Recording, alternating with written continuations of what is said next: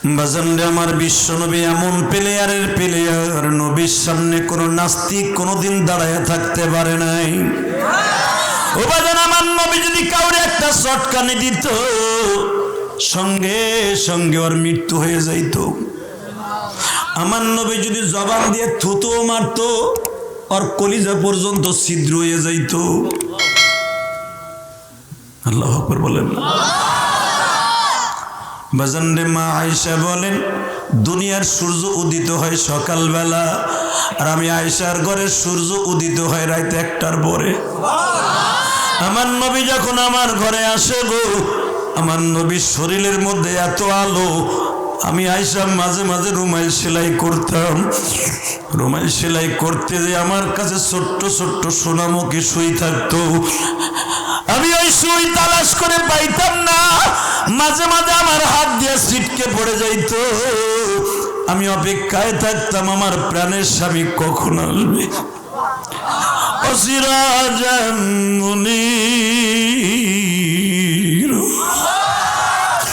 আমার নবী কখন আসবে।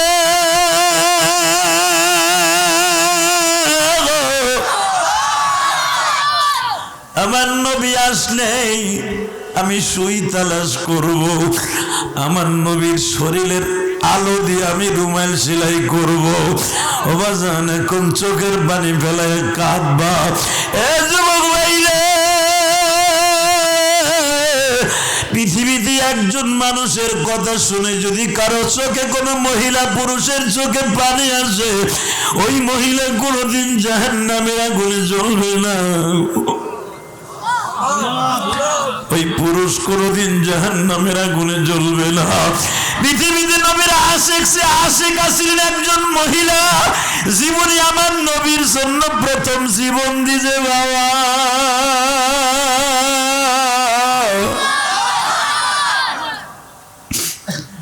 সর্বপ্রথম আমার নবীর জন্য জীবন দিয়ে শহীদ হয়েছে, নাম তার সুমাইয়া। কি নাম? জোরে কন। পৃথিবীতে প্রথম জীবন দিয়েছে একটা মহিলা যুবক রে। ওই সুমাইয়া দাসী ছিলেন মক্কা নগরীর।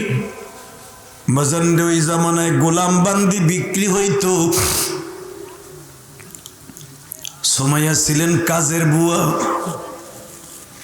স্বামীও ছিল কাজের গোলাম, ছেলেটাও ছিল কাজের ছেলে।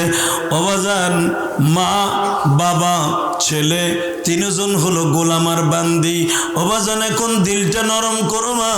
আবু জেহেল শুনতে পাইল মুহাম্মদ সাল্লাল্লাহু আলাইহি ওয়াসাল্লামের কাছে সুমাইয়া জীবন উৎসর্গ করে দিয়েছে, কালেমা পড়ে মুসলমান হয়েছে।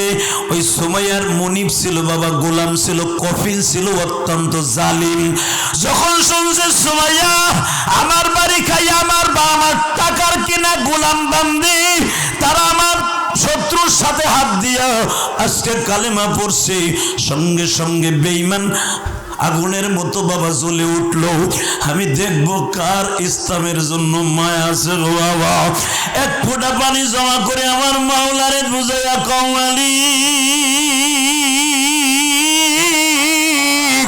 এই কোরআনের জন্য তোমার নবীর জন্য সর্বপ্রথম একটা মহিলা জীবন দিছে, আমরাও তোমার কোরআনের জন্য জীবন দিব। এ যুবক, রাজি আছো না নাই? জোরে বলো, রাজি আছো না নাই? যদি কখনো কোরআনের উপর আঘাত আসে,